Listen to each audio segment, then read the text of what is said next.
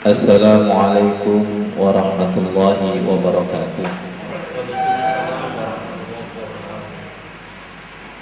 A'udzu billahi minasyaitonir rajim. Bismillahirrahmanirrahim. Alhamdulillahi rabbil alamin. Subhanaka la ilma lana illa ma 'allamtana.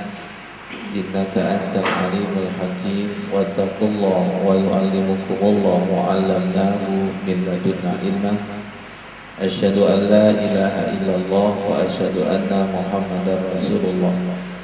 Allahumma shalli ala sayyidina Muhammad wa ala alihi wa sahbihi ajma'in, amma ba'd. Sahabat sadiqin rahimakumullah, kita akan memperdalam bahwa sholat khusyuk itu tempatnya di hati, dan itu tidak gampang. Allah berfirman di dalam surat Al-Baqarah ayat 238.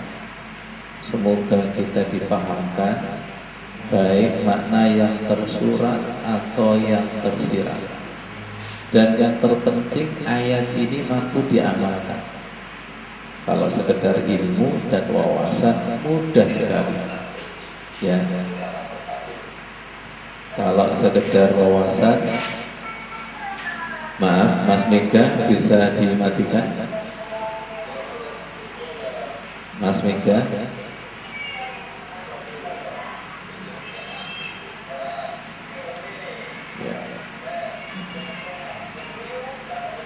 adminnya bisa diingatkan. Ya.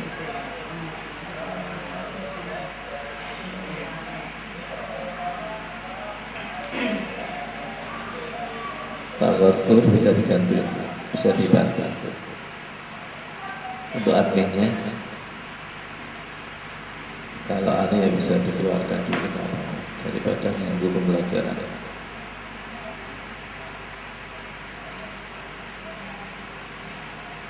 Baik, Allah berfirman di dalam surat Al-Baqarah ayat 238, hafizu ala salawati was salatil wusta wa qumu lillahi qanitin.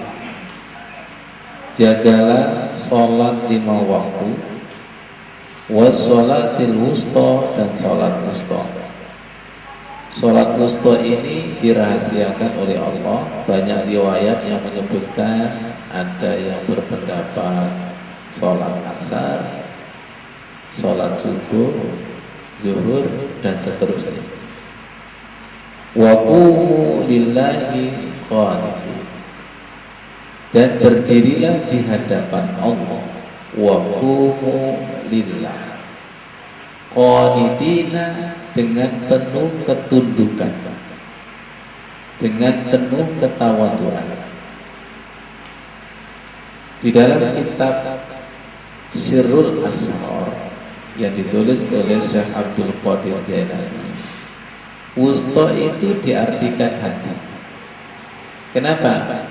Karena hati itu tempatnya di tengah-tengah antara kanan dan kiri, antara atas dan bahagia, antara atas dan bawah, kemudian antara bahagia dengan sengsara. Wusta itu punya arti tengah. Dan ketika kita sholat, di sini diartikan jagalah sholat yang sifatnya gerakan, syarat, rukun, kemudian bacaan, terutama wusta. Wusta itu artinya tengah. Tempat koneknya Allah itu ada di tengah-tengah. Dan tanpa bantuan Allah kita tidak akan bisa. Illa alal khashi. Kita terkadang berusaha sholat sebaik mungkin, syariatnya itu luar biasa, tapi koneknya belum dapat. Bukan berarti syariat itu tidak penting. Syariat juga penting, hakikat itu juga penting. Liyabluwakum ayyukum ahsanu amala. sholat itu menguji kita. Perintah Allah itu menguji kita. Terkadang kekasih kita sejauh mana rasa cinta kita diuji dengan disuruh masih nurut apa tidak. Itu sebagai tolak ukur cinta kita kepada Allah Subhanahu wa taala. Jadi wa innaha lakabirah, sungguh salat itu berat. Ya. Sungguh salat itu berat, illa alal khashiin, kecuali dikhususkan Allah Subhanahu wa taala. Di mana semua ulama sepakat al khusyu'u mahallahu fil qalbi, bahwa khusyuk itu tempatnya di hati. Wa qumu lillah wa qumu lillah, dan berdirilah di hadapan Allah. Nah, yang berdiri bukan sekedar badan. Qiyamul qalbi, yang berdiri itu adalah madepnya hati. Perhatikan, ini wajjahtu wajhiyah kalau Al-Quran. Kalau iftitah, wajjahtu wajhiyah, wajahku menghadap kepada wajahnya Allah, bukan sekedar wajah muka, tapi menghadapnya hati ini yang lebih penting. Madep apa? Madep mantap. Dan jangan sombong bisa madep sendiri. Ya Rob, tolong hadapkan. Nanti beda rasanya antara menghadap sendiri dengan dihadapkan Allah. Kalau sudah dihadapkan Allah, ini ala zikrika, insya Allah pikiran itu tidak bisa kemana-mana. Dihadapkan, tidak sekedar menghadap. Seperti kekasih dengan kekasih, ada tarikan. Semakin ditarik, semakin tidak ingat apa-apa. Kalau boleh saya analogkan seperti mancing ditarik, itu nggak ingat apa-apa. Tapi kalau mancing nggak ada tarikannya, nggak ada gondolanya, itu ngelamun kemana-mana. Logis, Pak Mamin? Ya, Bu Edi, Bu Ruti, logis ya? Ketika tidak ada tarikan, tidak ada gondola ikan, itu ngelamun kemana-mana. Dan wajar, capeknya muncul, ngantuknya muncul. Tiba-tiba digondol langsung hilang, melek. Sama, ini Bu Tuti sama Bu Edi ini pengalaman. Ini kalau misalnya kajian itu tiba-tiba ngantuk. Yang online juga sama, ngantuk. Tapi ketika Allah turun dalam bentuk rahmatnya, sambungannya, keterangannya itu nyambung, menyentuh, bisa ngantuk? Gak bisa. Dan yang tadi awalnya, maaf Ustaz ya, saya ngaji cuma sebentar aja, gak bisa sebentar, karena sudah nyambung, connect Mbak Wida. Jadi yang tadinya janjian dengan yang lainnya itu dikalahkan. Dan maaf, Allah masih kalah dengan janjian yang lain. Betul nggak? Allah masih kalah dengan janjian yang lain. Bahkan di depan sholat masih ingat janjian yang lain. Ini saking apanya? Saking kuatnya tarikan selain Allah, sampai di hadapan Allah itu masih ingat selain Allah. Berarti kita butuh hafizu. Hafizu itu gak gampang, jaga. Lihat saya, mutiara khusyuk itu mau dicuri sama pencuri. Tolong jaga dari pencuri mutiara hati atau mutiara khusus, yaitu setan yang sudah ada di aliran darah kita. Otomatis setan itu mencari lengah. Makanya hafidhu, tolong jaga. Jangan sampai tercuri gerakan sholat kita, dan jangan sampai tercuri cahaya khusyuk kita. Diulangi lagi, hafizu ala sholawati wassolatil wusta. Jaga. Yang menjaga saja sering tidak terjaga. Terus bagaimana yang tidak menjaga? Mulai takbir sampai salam, yang dicari adalah lengah kita. Fawailul lil musallin alladzina hum an sholatihim sahun. Justru menjaga dari kelengahan ini merupakan perang akbar. Wala dzikrullahi akbar wa innaha lakabir. Kalau perang ada musuh, ada teman, ada tetangga, itu gampang. Tapi kalau memerangi diri kita, nafsu, santai sholatnya, lalai sholatnya, itu wa innaha lakabir, berat. Subhanallah, semoga kita dipahamkan. Dan kalau kita jatuh bangun, pasti mengiyakan ayat ini. Dan jujur banyak yang jatuh, jadi sholat khusyuk itu betul-betul kelas berat. Wa innaha lakabir, sungguh sholat itu berat. Tidak berat illa alal khashiin, kecuali yang sudah dikhusyukkan, kecuali yang dimasukkan khusyuknya ke dalam hati, itu menjadi ringan. Persis seperti pesawat olak-alik yang mau terbang.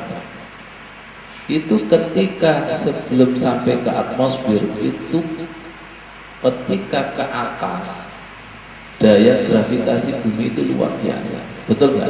Tapi kalau sudah menembus atmosfer, ruang angkasa, tinggal apanya? Melayang, tinggal terbang. Jadi kita itu lihat, walladzina jahadu, butuh jihad melawan hawa nafsu, ketanahan kita, kebumian kita.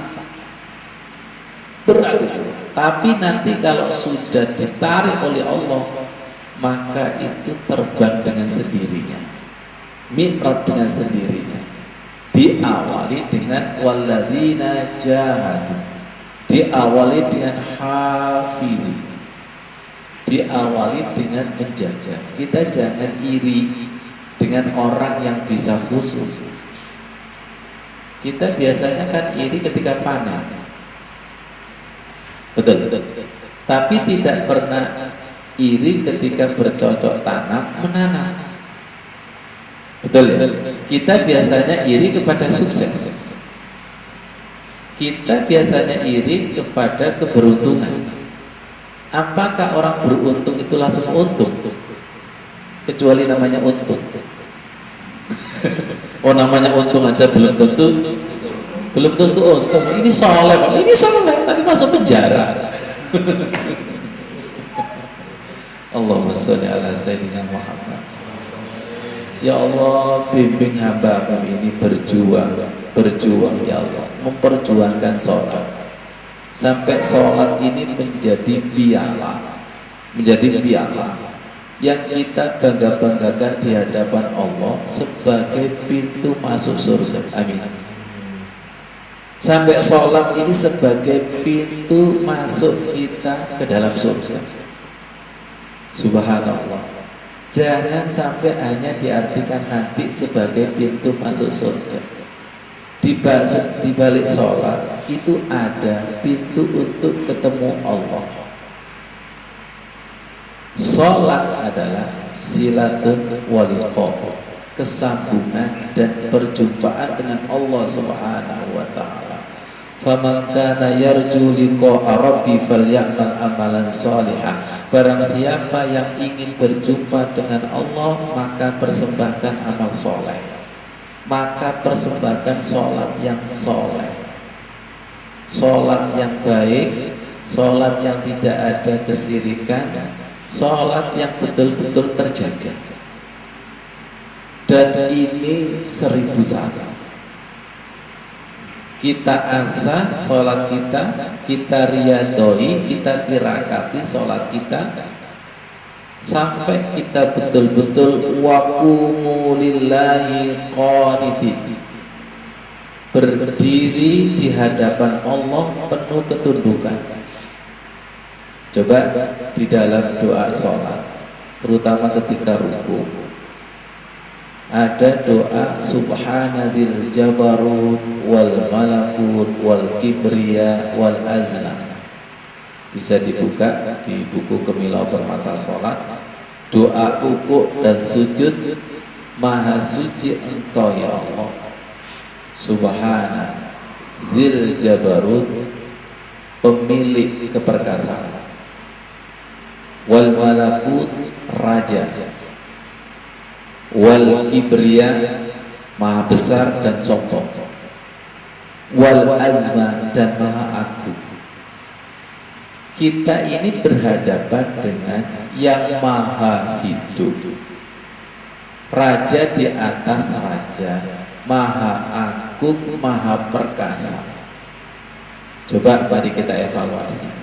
Kita ini kira-kira sudah praktek waqumu lillahi qanitin apa melanggar?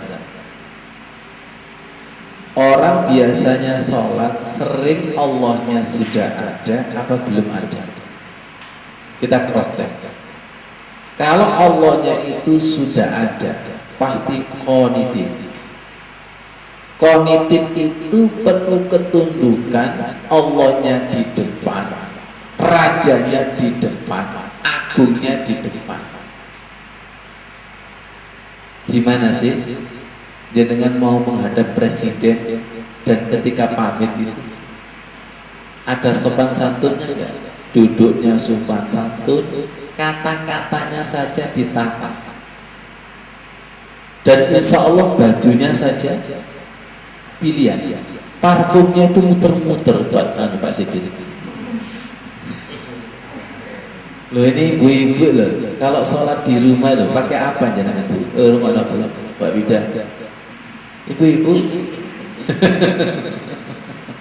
itu punya sopan santun nggak kepada Allah?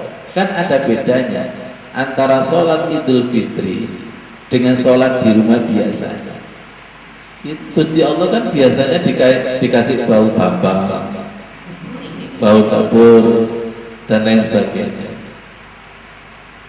Coba saya mengajarkan kepada santri dengan sebuah kata, nak silakan belajar berakhlak di hadapan Allah ketika sholat.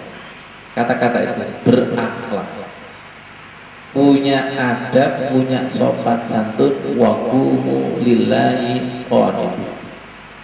Setiap sholat saya gunakan kata kunci berakhlak di hadapan Allah ketika sholat. Kita ajari sedini mungkin bahwa Allah itu hidup. Jangan sampai Allah kita itu belum hidup di dalam sholat. Akhirnya rukuknya sembarangan, sujudnya sembarangan, kemudian bacaan doanya juga sembarangan. Katanya innahu huwas samiul alim, sesungguhnya Allah itu maha mendengar dan maha tahu. Dilatih, diawali dari diri kita bahwa bacaan doa sholat kita, bacaan Al-Quran kita didengar. Lanjut, dinilai. Itu harus, kita kan sudah hafal itu sifat-sifat wajib Allah itu, sama basor gala, sama itu maha mendengar, basor itu maha melihat. Masa ini hanya dilakukan? Ini ada Bu Rusmi, ada Abah Iman, ada jamaah yang sudah belajar tauhid sekian tahun, dan maaf kadang tauhidnya itu baru sebatas keilmuan, belum dipraktekkan, belum diterapkan. Coba ilmu tauhid ini kalau diterapkan di dalam sholat, wajib hukumnya penuh ketakutan, diawasi, dilihat, didengar, Alaihissallahu bi ahkamil hakimin, dihakimi, ditimbang. Jujur Allah kita itu masih mati. Masih mati. Kalau Allahnya sudah hidup di dalam sholat, penuh kehati-hatian. Enaknya hafizu itu penuh kehati-hatian. Terjaga, penuh kehati-hatian. Geraknya itu penuh kehati-hatian.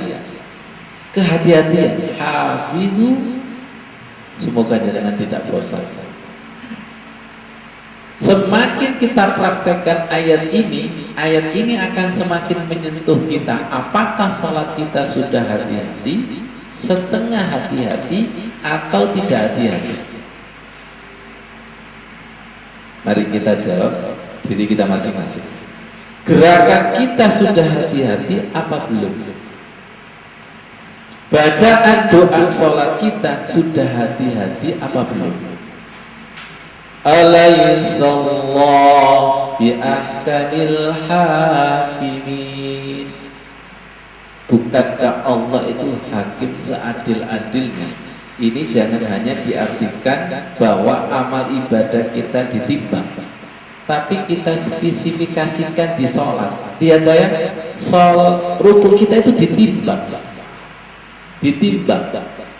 Masih ingat saya umpamakan seperti, kan ada hadis aswa'un nas sariqatan alladzi yasriqu min sholatihi, seburuk-buruk pencuri adalah orang yang mencuri sholatnya.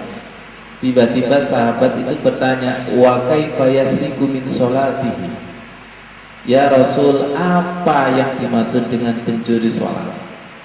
Qala, Rasul menjawab, la yutimmu ruku'aha wala sujudah, yang tidak sempurna rukuknya dan tidak sempurna sujudnya.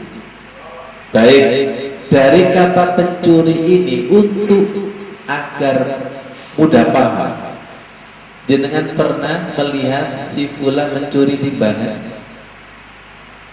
Pernah? Mencuri timbangan itu? Kalau timbangan dulu itu ada berat sama ada timbel ya. Terus ada gini dua ya. Betul ya? Antara barang dengan timbel harus sama, seimbang. Kalau tidak berarti mencuri. Lihat, rukuk dan sujud kita itu harus begini. Ya. Lurus. Kalau tidak lurus berarti mencuri. Semoga dipahamkan orang, dan semoga pencurinya tobat. Kok gak enak ya? Semoga pencurinya itu tobat itu. Kenapa Rasulullah sampai bersabda ada pencuri sholat?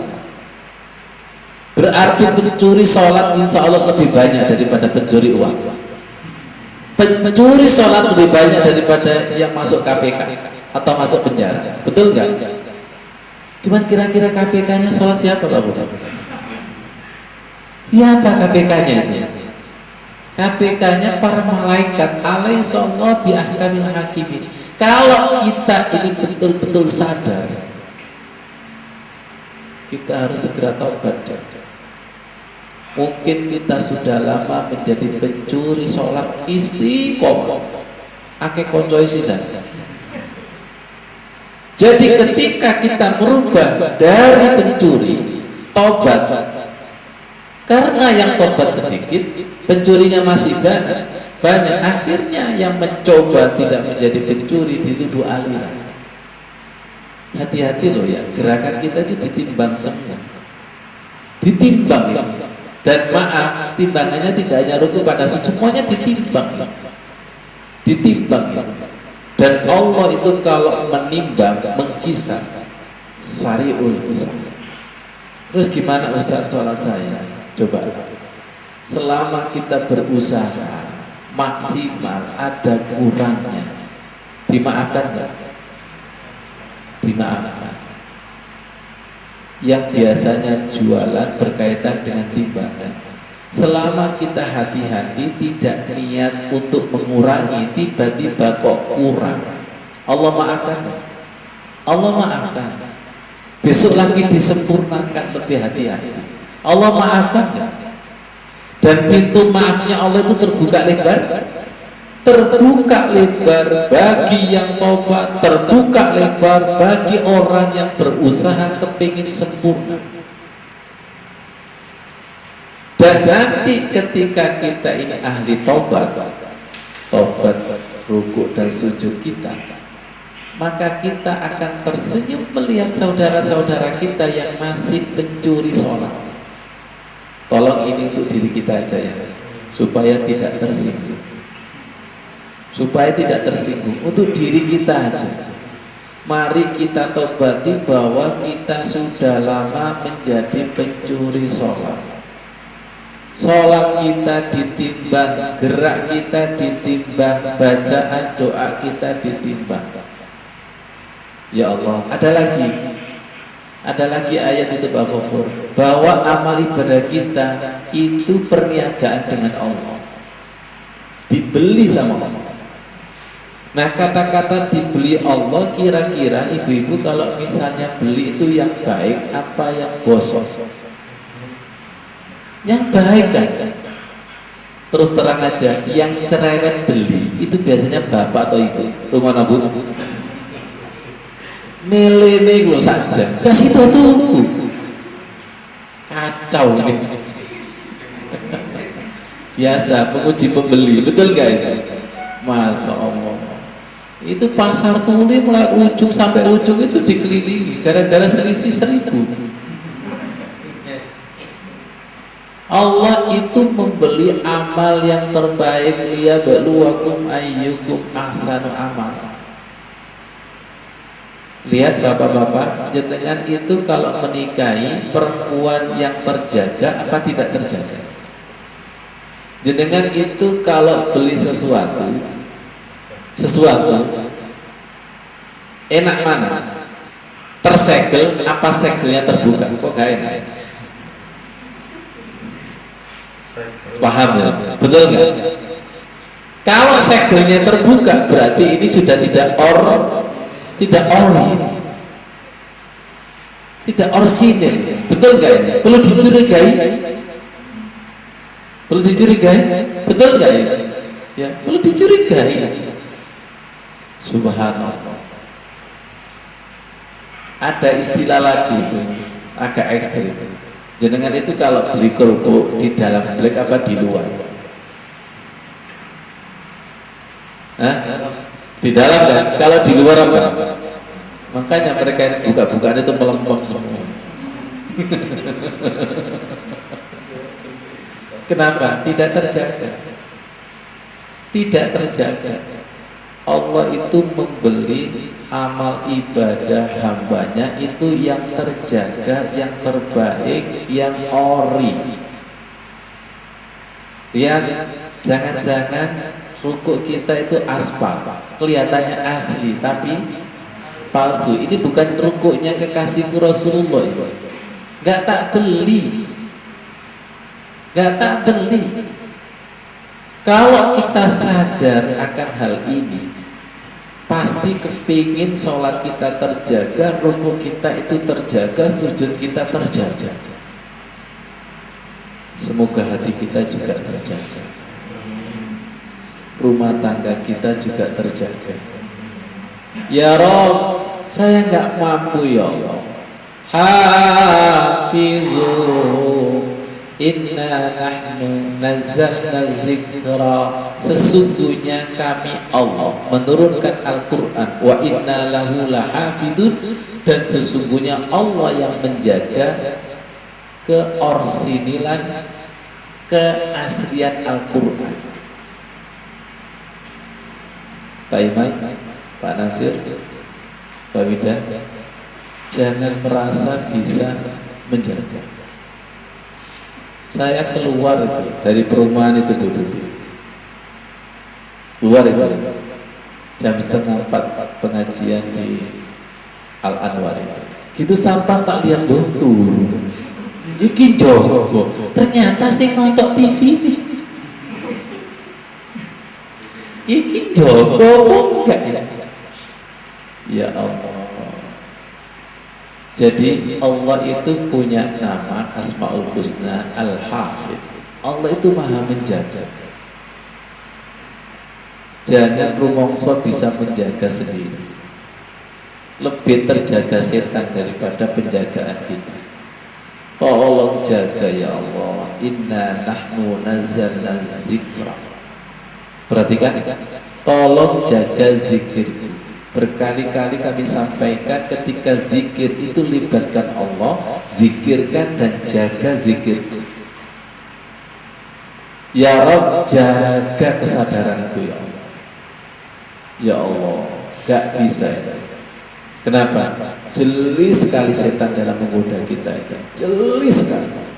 Kalau kita tidak melibatkan Al-Hafidhnya Allah, gak akan bisa. Gak akan bisa rukuk yang terjaga, gak akan bisa sujud yang terjaga, zikir yang terjaga, mulai takbir sampai salam itu tidak akan bisa kita sendirian. Allah yang maha menjaga. Lebih dalam lagi, jenengan itu kalau minta seseorang menjaga rumah, itu biasanya bayar ya? Bayar. Jadi kalau kepingin sholat kita terjaga, zikir kita terjaga, jangan lupa sedekah agar lebih terjaga. Setelah khusyuk silakan sedekah. Tolong jaga khusyukku ya Allah. Insya Allah nanti durasi nyambungnya dijaga Allah.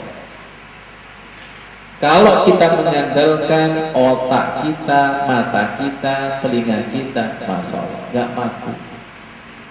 Setan iblis menggoda kita temenan deh.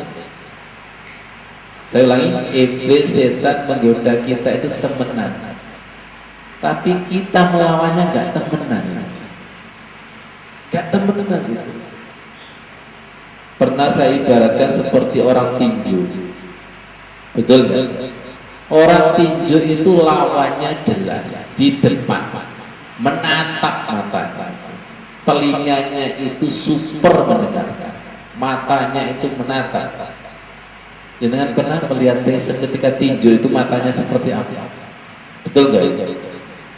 Sampai refleksnya itu sampai harus punya feeling musuh sebelum memukul itu sudah terbaca. Betul. Musuh sebelum memukul itu harus terbaca, dan itu membaca taktik lawan. Jangan pernah main catur enggak? Catur itu yang dipikirkan apa ya? Strategi. Betul enggak? Ya Allah ya. Jadi masih ada kaitannya loh ya, hati-hati. Kita tidak akan terjaga salat kita kalau kita tidak sadar bahwa setan itu sadarnya luar biasa. Dan kita harus betul-betul qul huwallahu ahad Allahus samad, bersadar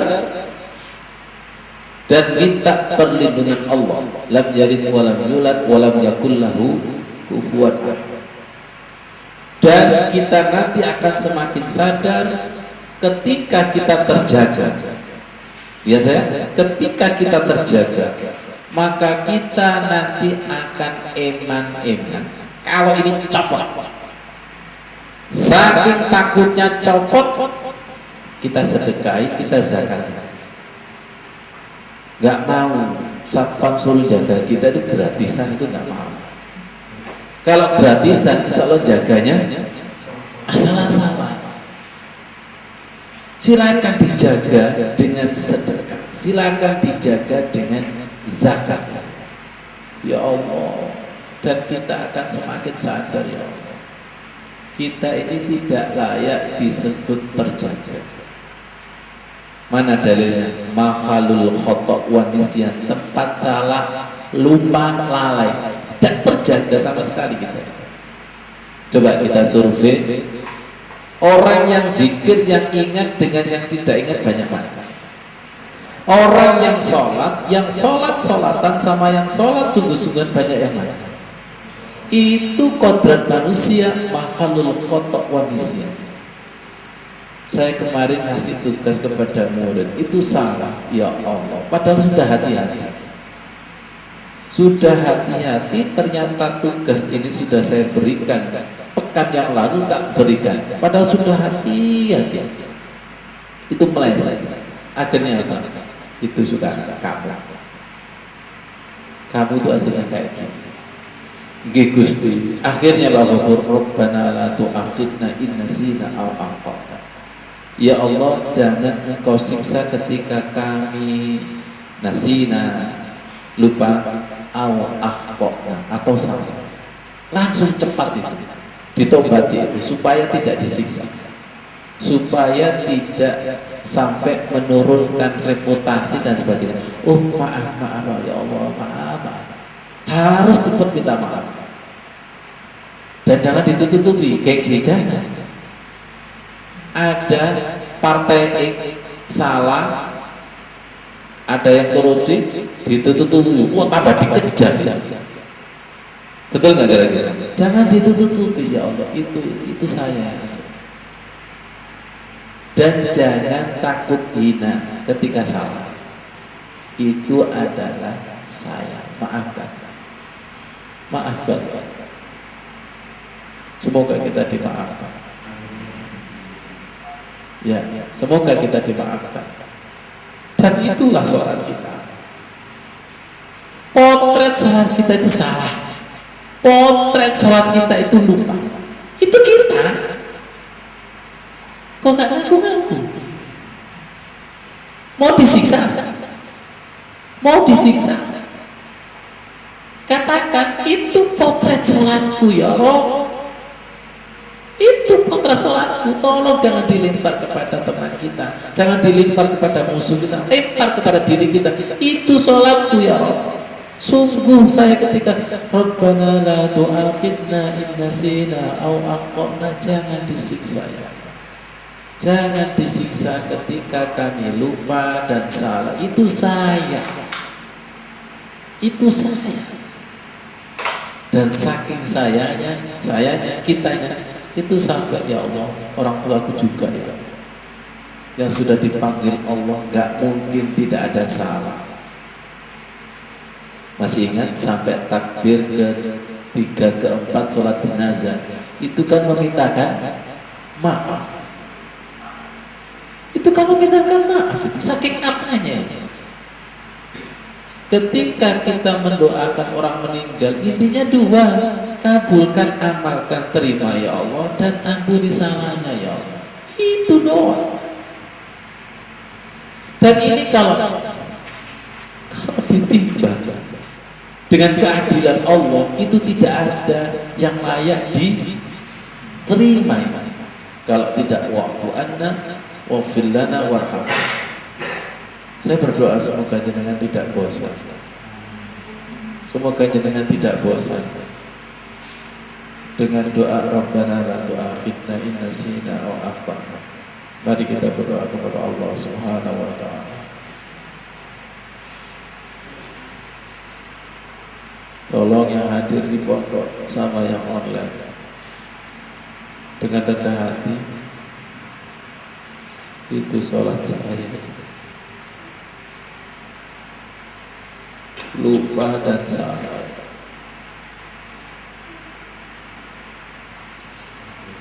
Allah melihat dimanapun jenengan berada. Rabbana la tu'akhidna in nasina aw akhtana ya Allah. Maafkan ya Allah. Ya Allah, maafkan kami menjadi pencuri sholat tapi tidak sadar ya. Ajari ya Allah. Inna nahnu nazzalna dzikra wa inna lahu lahafidun. Ajari zikir yang terjaga ya Allah, salat yang terjaga, gerakan salat yang terjaga, bacaan doa, bacaan Al-Quran yang terjaga ya Allah. Biyadikal khair, genggam hati kami ya Allah. satukan hati kita yang online. Genggam hati kami ya Rob, ya Rob, genggam ya Allah, kata kuncinya genggam. Genggam hati kami ya Rob, genggam hati anak, suami, istri. Biyadikal khair, ada hadisnya, nanti saya terangkan. Genggam hati kami ya Allah, genggam hati kami ya Allah, genggam ya Rabb, genggam ya Rabb, genggam ya Rabb. Kami gak mampu ya Allah. Ya muqallibal qulub, ya muqallibal qulub, genggam ya Rabb, genggam ya Rabb. Silakan ngemis kepada Allah sahabat. Genggam ya Rabb, genggam ya Rabb.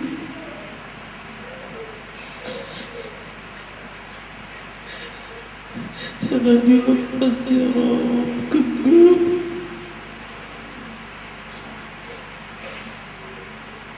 Kamu ya Allah.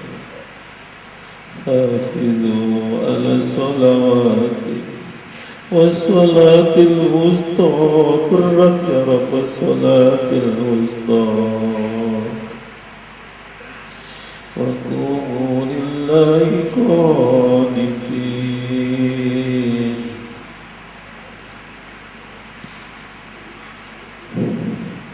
Doakan orang tua kita, guru-guru kita, ilmunya biar manfaat, Al-Qur'annya manfaat, ayat yang kita kaji menjadi cahaya alam barzahnya.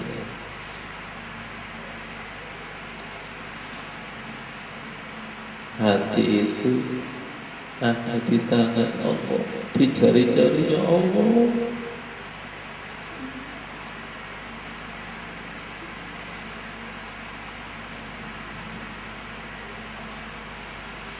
Ya Allah, genggam ya Allah, jangan dilepaskan.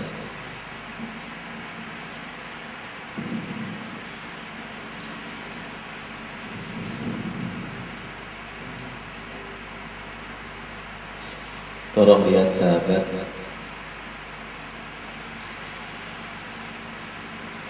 mari kita doakan Syekh Abdul Qadir Jailani. Saya ambil dari kitab beliau. Semoga ilmunya manfaat. Beliau menulis hadis riwayat Imam Ahmad. Al-qalbu baina usbu'aini min asabi'ir rahman. Hati itu berada di dua jarinya Allah, di antara jari-jarinya Allah. Ini kiasan yang kemarin saya share. Yuqallibuha kaifa yasha. Allah itu membolak-balikkan semaunya. Ya Allah, jangan dilepas ya Allah.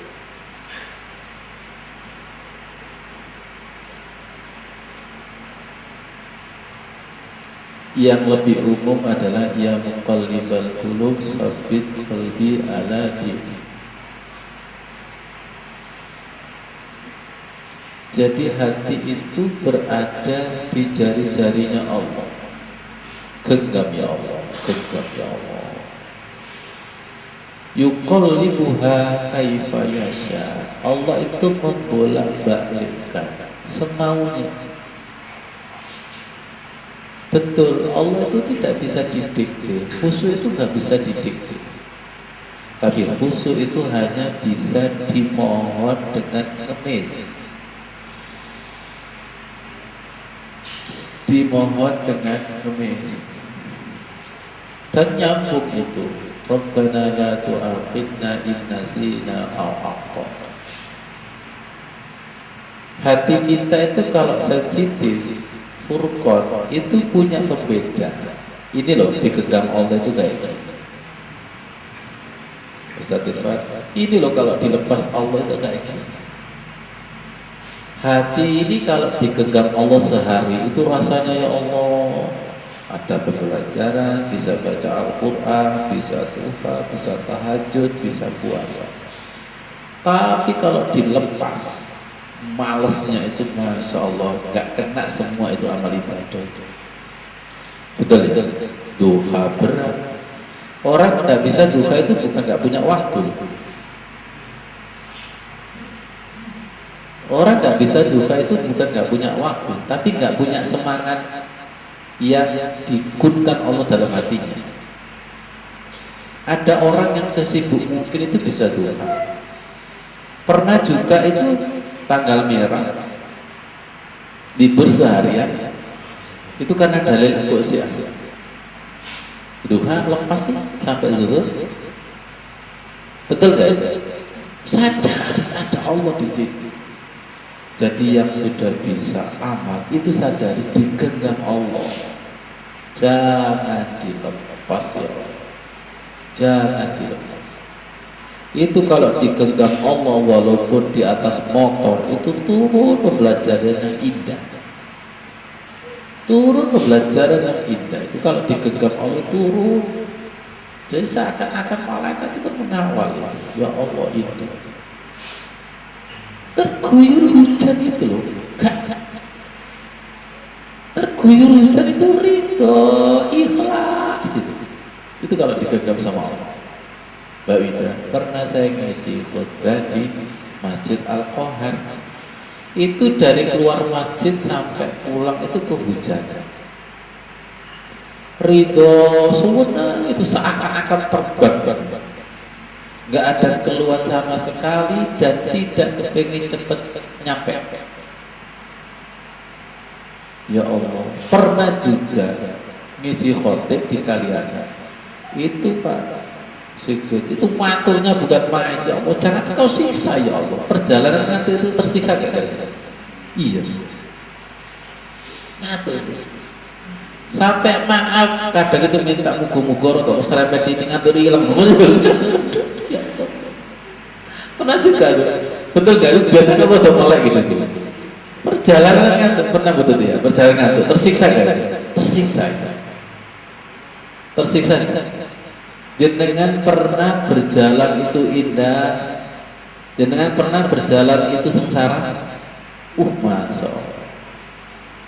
Kalau perjalanan indah, pernah kan ke Jakarta itu jauh itu rasanya dekat karena di perjalanan di bis itu turun pembelajaran, betul ya? Iya. Tapi kalau tidak turun pembelajaran, ya Allah, ini perjalanan kok nggak dapat apa-apa ya. Kok nggak dapat apa-apa. Baik, takbir sampai salam itu jauh apa dekat? Takbir sampai salam itu jauh apa dekat? Jawabannya adalah tergantung koneknya. Betul. Kalau tidak konek, itu maunya nggak takbir langsung joguyur. Itu maunya dirapel semua itu. Gerakan rukun dan i'tidal kalau boleh dijadikan gerakan satu itu. Dan itu nyata nggak? Nyata, iya nyata itu. Coba itu, gak jelas ini gerakan rukun dengan i'tidal include. Rukun dan sujud include, sujud dengan duduk include semua. Ini kalau ditimbang ini statusnya mana ini? Status duduknya. Ya Allah, status berdirinya mana? Ini tanpa status ini. Ya Allah, seperti itu. Istighfar. Betul ya. Ya Allah, tolong genggam hatiku. Subhanallah, itu kalau digenggam luar biasa. Makanya saya ketika membaca kitabnya Syekh Abdul Qadir Jailani Sirrul Asrar. Masya Allah, Masya Allahnya itu gini, ya Allah, sedalam ini, dan semoga menjadi ilmu yang bermanfaat.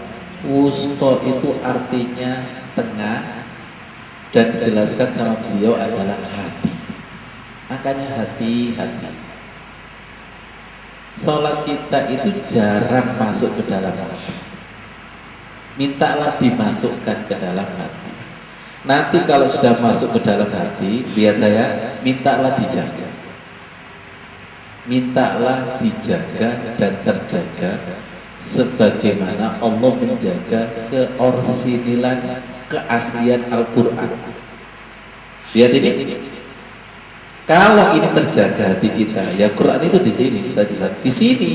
Dialog itu ya di sini. Madhab itu ya di sini. Jadi yang betul itu mustaqbilal kiblati. Kalau mustaqbilal kiblati kan menghadap kepada arah. Yang betul menghadap kepada Allah apa menghadap kepada arah? Ya ini madhab itu ya di sini. Kalau orang hakikat yang menyebutkan hakikat Ka'bah ya ini. Hati ini. Qalbul mu'min baitullah. Hatinya orang yang beriman itu adalah rumahnya Allah. Dan ini yang diincar oleh iblis dan setan. Mutiara iman di sini, mutiara cahaya di sini. Ini yang mau dicuri. Masih ingat sebuah istilah? Pencuri itu tidak tertarik kepada rumah yang kosong, tapi pencuri itu tertarik kepada rumah yang dijaga dan terjaga. Kalau kosong itu tandanya tidak ada perhiasan, tidak ada mutiaranya. Betul nggak? Tapi kalau ada satpamnya terjaga, berarti ada sesuatu. Ada sesuatu. Hafizu ala sholawati was sholatil wusta wa qumu lillahi qanitin. Sebagai kesimpulan, hafizu ala sholawati itu bicara tentang syariat, bicara tentang gerakan, bicara tentang bacaan. Hati-hati ya, bicara tentang gerakan sholat, bacaan sholat, itu bicara tentang syariat yang sempurna. Wusto itu bicara tentang hakikat. Bicara tentang hakikat di sini ada keikhlasan, ada kesabaran, ada ridho, dan ada cinta. Kalau sudah sempurna, ala sholawati was sholatil wusto, insya Allah bisa waqumu lillah. Waqumu lillah itu begini, berdirinya lillah, sudah di hadapan Allah. Waqumu lillah, berdiri di hadapan Allah, lillah. Waqumu lillah, waqumu lillah. Berarti kan qad qamatis shalah. Rabbi ja'alni muqimas shalah. Kemarin saya terangkan di tadhkirah doanya Nabi Ibrahim, surat Ibrahim ayat 40 itu, Rabbi ja'alni muqimas shalah, jadikanlah kami orang yang mendirikan sholat. Jadikanlah sholat saya itu mukim. Mukim.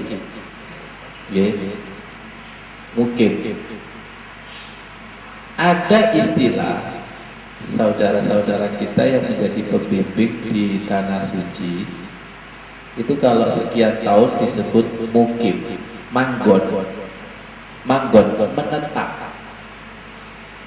Nah, semoga sholat kita itu selalu menetap di hati, selalu mukim. Rabbi ja'alni muqimas sholat, bermukim. Enak mana? Mukim sama kontrak. Enak mukim. Enak mana? Mukim sama safar. Nah, sholat kita ini kan selalu safar, lari kemana-mana. Lari kemana-mana itu. Badannya di masjid, tapi jiwanya gak mukim. Masya Allah. Jenengan enak nggak kalau sudah punya rumah, bisa bermukim, bisa menetap? Enak. Di situ yang disebut baiti jannati, wadkhuli fi ibadi wadkhuli jannati. Banyak yang sedikit kurang sempurna mengartikan baiti jannati, hanya diartikan rumahku adalah surga. Sebelum menjadi rumahku adalah surga, prosesnya adalah qalbi jannati. Rumahnya, hatinya adalah surga. Bagaimana si fulan itu bisa menjadikan baiti jannati kalau yang bersangkutan hatinya itu belum ada Allahnya, belum ada nurnya? Gak bisa. Diawali dari pemilik rumah, diawali dari penghuni rumah, itu qalbi jannati. Kenapa? Karena rumah itu merupakan potret penghuninya. Potret penghuninya. Kalau penghuninya itu betul-betul mukim, lihat, senang, ada cahaya sholat, ada cahaya sujud, ada cahaya zikirnya, maka orang masuk itu akan merasakan apa? Adem. Tidak sekedar bagus fisiknya, interiornya, tapi jeroannya. Karena penghuni rumahnya itu selalu muqimas shalah, muqimas shalah, muqimas shalah. Wa ij'alnal baita masabatan linnasi wa amna wattakhidhu min maqami Ibrahim musalla wa ahidna ila Ibrahim wa Ismaila an tahhira baiti lit-taifina wal akifina war ruka'is sujud. Ada mukim rukuknya, ada mukim sujudnya, maka tamu yang datang itu Pak Mimin, ketika rukuk dan sujudnya menemukan mukimnya di situ. Kemarin saya bilang kepada Mas Uki, jadikanlah makom Ibrahim sebagai tempat sholatmu, wattakhidhu min maqami Ibrahim musalla. Bukan sekedar disuruh sholat di depan makom Ibrahim. Kalau sholat di depan makom Ibrahim doang, jangan-jangan makom Ibrahim menjadi berhala lagi. Disuruh sholat di depan makom Ibrahim, itu hati kita diusahakan satu channel dengan makomnya. Makom itu tempat berdirinya ruhnya Nabi Ibrahim, connect dengan Allah. Kenapa? Imannya nempel di situ, cahayanya nempel di situ. Semoga kita satu channel. Jenengan pernah buka WiFi? Ya. Kalau buka WiFi, siapa yang punya WiFi kebaca nggak? Ya. Jenengan bisa masuk? Enggak. Bisa masuk kalau dengan izinnya. Semoga paham. Jadi paham? Bisa masuk ke kejiwaan Nabi Ibrahim dengan izin Allah, wadkhuli fi ibadi wadkhuli jannati. Jadi hati-hati, Mbak Wida di sini, Pak Muharyono. Hati-hati kalau sudah kama shallaita ala sayyidina Ibrahim, itu kita harus minta izin kepada Allah. Semoga bisa kama. Ya Rob, saya minta connect denganmu seperti connectnya para nabi. Ya Allah, semakin dalam. Seperti connectnya nabi. Ada dalil, wa minal laili fatahajjat bihi nafilatallah asa ayyab'asaka rabbuka maqama. Silakan kamu sholat tahajud. Dengan sholat tahajud itu nanti kamu akan punya kedudukan di sisi Allah yang terpuji. Jadi dengan sholat tahajud, kalau tahajudnya itu diterima Allah, maka nanti dikasih makom, kedudukan. Ya Allah, semoga nanti sesuai dengan makomnya masing-masing. Kan begitu. Jadi para wali, para ulama itu ketika madhep dengan Allah itu punya makom, punya tempat konek. Hati-hati kalau kita ke tanah suci, kita tembus ke situ. Hati-hati kalau kita ke tempat-tempat yang di mana tempat pasujudannya para wali dan sebagainya, yang kita tembus itu dengan izin Allah. Baik, semoga surat Al-Baqarah ayat 238 ini adalah Rasulullah connect dengan Allah Subhanahu wa taala. Bagaimana caranya connect? Menjaga gerakan sholat, doa-doa sholat, syariat sholat, dan menjaga hakikat sholat, yaitu wusta, hati, ikhlasnya, sabarnya, ridhonya. Kemudian apa lagi? Wa qumu lillahi qanitin. Berdiri di hadapan Allah itu penuh ketundukan. Ini kalau dibuka di dalam kitab tafsir Bu Rusmi, Mbak Wida, qanitin itu kunut. Maaf, bukan sekedar artinya kunut adalah doa kunut. Tapi kunut di sini lihat saya, tulur ruku. Kunut itu punya arti rukunya panjang. Ada yang mengartikan tulul qiyam, berdirinya itu lama. Coba. Nanti kalau sudah mendapatkan izin Allah, maka nanti itu betul-betul tunduk. Lihat saya, tunduknya itu diekspresikan doa ruku yang Allahumma laka raka'tu wa bika amantu wa laka aslamtu. Itu artinya dasar. Aku rukuk kepadamu, iman kepadamu, Islam pasrah kepadamu. Anta Rabbi, engkau Tuhanku ya Allah. Khosya'alaka sam'i.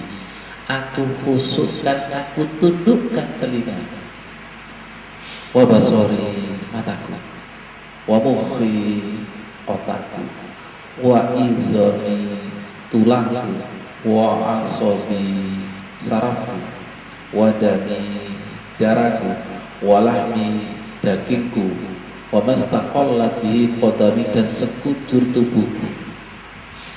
Ini masing-masing anatomi itu butuh jeda sekian menit seharusnya. Iya. Itu betul-betul praktek wa qumu lillahi qanitin. Kalau kita mau praktek tulur ruku, kalau kita mau praktek ruku yang panjang, ya itu seharusnya semua anatomi harus kunut. Kunut itu tunduk. Yang menjadikan tidak tunduk itu diantaranya adalah potensi-potensi kita yang sangat rawan. Mungkin saking pinternya saya nggak tunduk kalau nggak kalah dulu. Biasanya orang kalau debat itu tunduknya nunggu kalah. Setelah kalah baru tunduk. Sebentar, ini nanti rencana saya akan berhasil. Nah, itu mengandalkan apa ya? Itu kan harus pemukhi, otaknya harus ditundukkan. Ya Allah, ada keterangan kayak gini satu di masjid juga dengan itu. Ada tulisan, sak pinter-pintere wong gak iso gawe utak, langsung saya melek, masya Allah, melek saya langsung. Sak pinter-pintere wong iku gak iso gawe utak, langsung masya Allah, saya melek langsung gawe. Itu kata-kata itu betul, ya Allah, ya Allah. Jangan-jangan otak ini juga Tuhan kita. Iya. Baru ketika rencana gagal, ternyata otak belum segala-galanya. Betul? Jangan-jangan kekuatan ini yang menghalangi la haula wala quwwata. Jangan-jangan kita yang masih merasa bisa melihat ini sampai maha melihat Allahnya kalah. Semoga paham. Jangan-jangan kita masih pendengarannya normal sampai samanya Allah, maha mendengarnya Allah itu kalah. Kekuatanku berarti apa itu? Tulang. Dayaku masya. Jadi dengan rukuk itu kita diharapkan itu intinya di hadapan Allah tidak berdaya. Jangan sampai tunggu disiksa. Jangan sampai nunggu kekuatan kita ditiadakan. Siapa yang pernah sakit pasti ada pelajaran yang sangat berarti. Betul. Ternyata sehat adalah bukan sehatku, tapi disehatkan Allah. Siapa yang pernah mati kemudian hidup lagi? Ya Allah ya Karim, ya Allah. Semuanya itu innalillah wa inna ilaihi rajiun. Tapi statusnya itu belum innalillah. Tapi li, milikku, pinterku, kuatku, sehatku, sampai fatal, uripku. Ada lagi, Pak Widan, apa Imam? Lihat, isoku, tenang, aku iso, mas. Ono wongi saiki, ya Allah, ada. Sampai begini, lihat saya, aku iso khusus, ampun, tidak bisa. Sampai berkata ilmuku kena ayat subhanaka la ilma lana illa ma'alana. Disuruh ruku dan sujud itu disuruh tidak berdaya. Kamu bukan siapa-siapa. Ilmuku kata Allah. Ilmuku kata Allah. Dayaku kata Allah. Pendengaranku. Penglihatanku, inna lillah wa inna ilaihi rajiun. Kita itu inna lillahnya baru mati tok. Kita itu inna lillahnya baru mati tok. Berarti benar salat itu disuruh mati sebelum mati. Fa iza shalaita fasholli sholatan wadi'un. Ketika kamu sholatlah seperti orang mati. Orang mati itu orang yang tidak memiliki apa-apa, hanya memiliki inna lillah wa inna ilaihi rajiun. Perhatikan kan, ngomong iso zikir. Perhatikan, ngomong aku iso eling. Ternyata elingmu adalah lalimu. Saya kan zikir, subhanallah. Menurut kita kan zikir. Menurut saya kan zikir. Dari Gusti Allah, lali. Allahu Akbar. Salat. Menurut salat dari Gusti Allah, turun salat. Dan itu terjadi. Semoga jenengan tidak bosan. Terjadi ketika sahabat sudah salat menghadap Rasulullah. Fasholli fa innaka lam tusolli. Ulangi, kamu belum salat.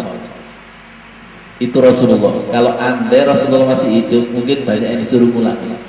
Fasholli fa innaka lam tusolli. Jadi kita jangan GR dengan zikir kita. Ternyata belum zikir, tapi masih lalai. Kita jangan GR yang sudah sholat, ternyata belum sholat. Fa innaka lam tusolli. Maka sesungguhnya kamu adalah belum sholat. Ini bukan menurut Sukana, tapi menurut timbangannya Allah dan timbangannya Rasulullah.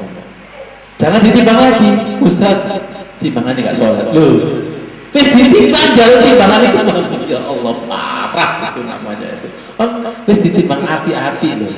Ternyata dia punya dalil juga. Timbangannya nggak sholat. Itu guna ikut timbangannya nafsumu, bro.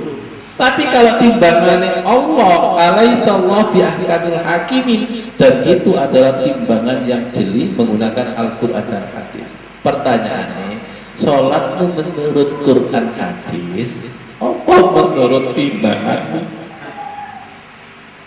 Kalau menurut timbanganmu, dolek dhewe, tuku dhewe, wis kapok wis. Jadi gak main-main. Sholat ini adalah perniagaan dengan Allah. Sholat siapa, amal ibadah siapa yang dibeli. Betul gak? Lah lucu. Pak Gor pernah jualan? Ya. Terus tidak ada yang beli. Itu pulangnya gimana juga? Lunuk. Ngasakno. Itu ekspresi orang pulang sholat itu seperti itu. Kenapa? Karena sholatnya tidak dibeli sama Allah. Kelunuk. Apa bahasa kelunuk itu? Ya Allah ya Karim, ya Allah, pantes banyak orang pulang keluar dari ngaji tambah lemes. Kenapa? Sholatnya tidak diterima dan tidak dibeli. Perniagaan.